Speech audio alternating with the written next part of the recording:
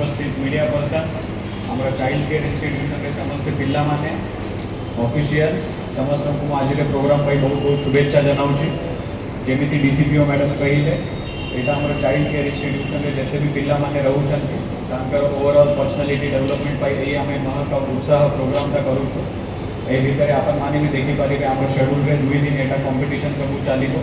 तो सेटा overall development पाई बहुत इंपोर्टेंट तो आमर यहाँ गोटे प्रायोरीटी रोचे स्टार्टिंग फ्रम आम जिते भी बेले जो पिला दरकार पड़ुची जो मैंने वल्नरेबल अच्छा पेरेंट्स वल्नरेबल अच्छा आम प्रायोरीटी देवुँ आम सीसीआई आनिके रखुचु तो यहाँ आम समस्त रिस्पॉन्सिबिलिटी फ्यूचर केमी सिक्योर हम फ्यूचर से कौटी लीडर हे या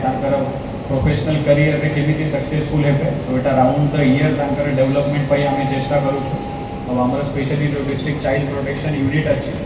भी ये भितर रोलटा बहुत इंपोर्टेंट से ड्यूटीटा बहुत भल भाव में करूँ समस्त सहयोग भी अच्छी इवन इंक्लूडिंग आवर CWC